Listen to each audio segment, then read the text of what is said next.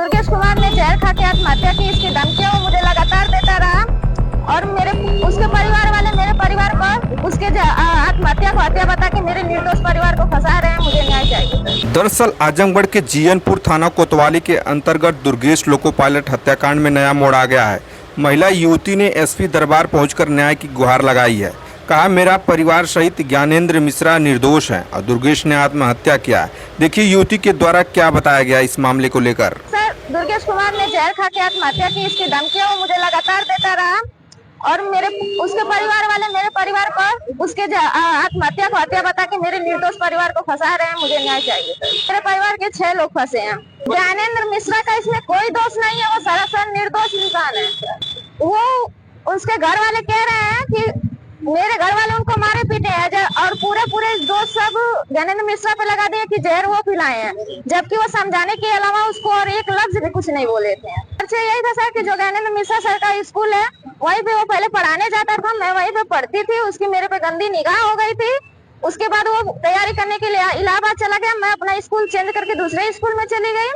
उसके बाद से बंद हो गया। फिर मेरे घर पे एक पारिवारिक विवाद हो जाता है जिसमें वो मदद करके मेरे माता पिता की नजर में अच्छा इंसान बन जाता है। उसके बाद से वो धीरे धीरे बात करने लगता है मुझसे और फिर वो बातचीत को जब आगे बढ़ाना चाहता है तो मैं कहती हूँ मैं ऐसी लड़की नहीं हूँ जैसा तुम समझ के मुझको गलत इस्तेमाल करना चाहते हो। मैं वहीं से बात बंद कर देती हूँ। उसके बीच में वो वहीं पे नौकरी लग जाती है। फिर वो मेरे पीछे आगे पीछे बुलेट लेके घूमने लगता है। कहता है अब मेरी नौकरी लग गई है, चलो अब तुम मुझसे बात कर लो, अब मैं इतना बड़ा पद पे आ गया हूँ। मैं कहा मैं तुम्हारी नौकरी की लालच नहीं करती हूँ, तुम्हारे पैसे की लालच नहीं करती हूँ, मैं तुमसे बात नहीं करूंगी। जब वो इस तरह हार जाता है तब वो मुझे धमकी देने लगता है कि आज अगर तुम मुझसे बात करने के लिए हाँ नहीं करोगी तो यहीं पे मैं जहर खाऊंगा, हाथ काट दूंगा। इन सब का वीडियो बना कर वो मुझे व्हाट्सएप पे भेजता रहता था और इसके डर की वजह से मैं उसे बात करने के लिए हाँ कर देती हूँ जिसकी जानकारी मेरे माता पिता की नहीं होती है। वो मुझे डरा धमका कर लगभग 3 साल तक मुझसे शोषण करता रहा। उसके बाद मैं जब हिम्मत करके उसके घर पे बताई तो उसके घर वाले पहले तो बोले कि ठीक है मैं समझा लूंगी, लेकिन वो उनके समझाने पे भी नहीं समझा। फिर से वो मुझे उसी तरह टॉर्चर करने लगा। फिर मैं उसके घर पे मम्मी से फिर हिम्मत करके अपने घर पे बताई। फिर मम्मी से कही कि मम्मी देखो अभी पापा को मत बताना, अभी आप ही उनसे बात कर लीजिए, वो लोग भी अच्छे लोग हैं, मान जाएंगे बात, पढ़े लिखे से।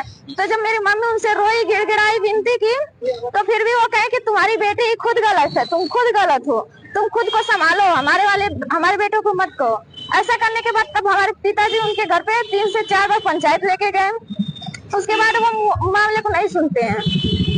हमारे पास इतना पैसे नहीं है कि हम पुलिस थाना या केस पे करके देख पाएंगे, क्योंकि वो लोग बड़े लोग हैं। सर अजय इंजीनियर वो दुर्गेश के रिश्तेदार में आते हैं, कोई ऐसे हैं। घटना वाले दिन सर वो जब मैं उसे मेरे घर वाले मना कर दिया कि एकदम उससे बात नहीं करनी है तो मैं एकदम बात बंद कर दी। मैं अपना मोबाइल पे उसका फोन लगातार 200, 300, 400 नंबर से मुझे लगातार फोन करता था। मेरे घर वाले कहे कि अगर एक भी फोन उठ जाएगा तो अच्छी बात नहीं है। ये इतना जब मामला बढ़ चुका है तो मैं फोन नहीं उठाई उसका, तो वो गड़ासा लेके मेरे घर पे घुस गया। कह रहा है आप तो क्षमता तुमको मुझसे बात करनी पड़ेगी। तो उस दिन मेरे घर पे मेरे पिता नहीं थे, मेरे भाई सब थे। तो वो सब कहे कि देखो मामला गांव में फैलाओ मत, तुम पोखरे पे चलो, मैं अपनी बहन को लेकर वहीं पे आता हूँ, वहीं पे सब मामला सेटल कर लेंगे। मेरे भाई सब इज्जत के मारे मुझे तो नहीं लेके खुद गए, कहे कि आज उसको हम लोग समझा देंगे कि ऐसा बात नहीं है, ज्ञानेंद्र मिश्रा को भी बुला लिया जाएगा वहाँ पे।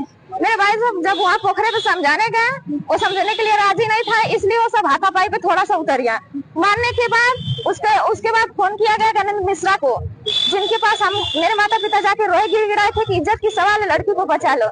उसके बाद वो थे नहीं, वो किसी मित्र के साथ दौरी घाट गए थे। वो उसको समझाए, अब जो भी समझाए होंगे बात, उसको समझाने के बाद वो उनकी बात मान के कहा कि ठीक है मैं आप सभी लोगों से माफी मांगता हूँ, मुझसे जो भी हुआ गलती हुआ। और फिर वहीं से समझाने के बाद सर वो सबसे माफी मांग के अपना बुलेट लिया और वहां से चला गया। और वहां से जाने के बाद शायद वो ज्ञानेंद्र मिश्रा सर की बात का बुरा मान गया, मेरे भाइयों से माफी मांगने का उसका बुरा मान गया, जो बीमार थे बहन की इज्जत बचाने के लिए, उसी के आक्रोश में आया वो फिर और जाके घर पे अपना कहीं जहर खा के मर गया।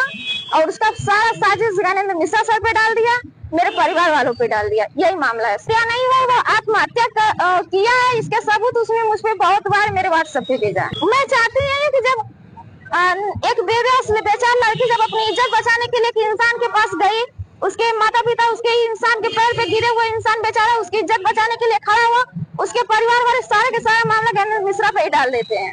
यही तो मुझे इंसाफ चाहिए। मुझे ज्ञानेंद्र मिश्रा, मेरे परिवार सभी लोग निर्दोष हैं।